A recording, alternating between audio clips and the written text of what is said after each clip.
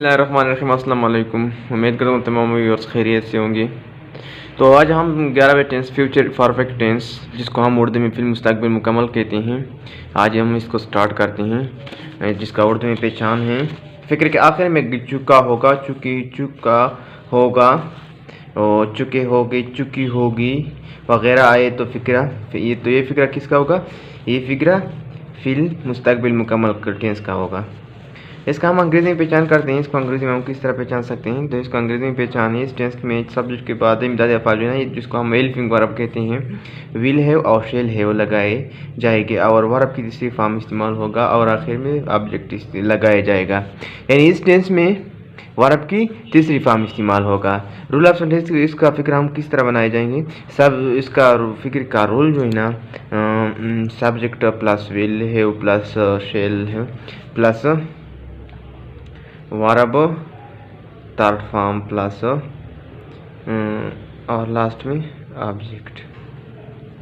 तो ये था इसका फिक्र का जो रूल ऑफ सेंटेंस है। तो हम इसका एक एग्जांपल करते हैं। मैं किताब ख़त्म कर चुका होगा।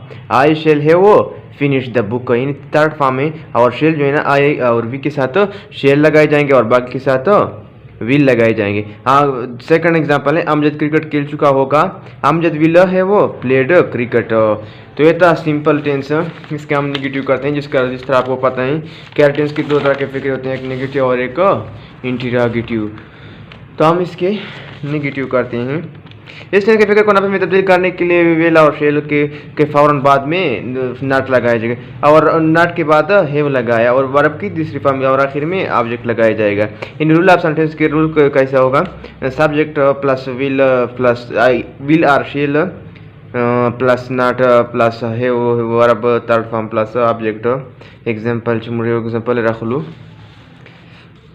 नजमा क्रिकेट नहीं खेल चुकी होगी। नजमा क्रिकेट नहीं है खेल चुकी होगी। Najma will not played cricket.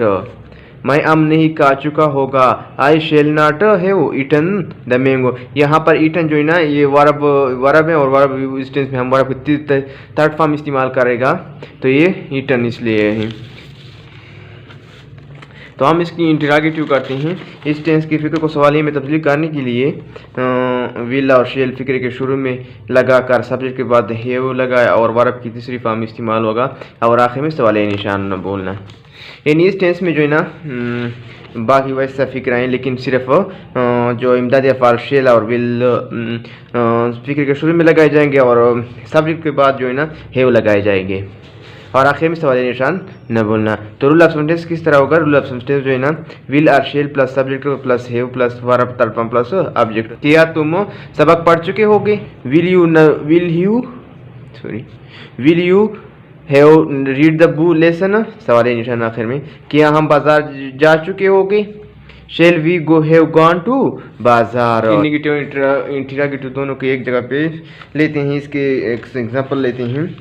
तो लास्ट सेंटेंस किस तरह होगा? नेगेटिव और जिस फिक्र में नेगेटिव भी हो और इंटरोगेटिव भी हो, तो विल और shall plus subject plus not plus have plus verb third form plus object. एक एग्जांपल हम करते हैं कि अहमद कराची नहीं जा चुका होगा। Will Ahmad not have not have gone to Karachi. क्या मैं रोटी नहीं खा रहा होगा। Shall I not have eaten the bread. तो ये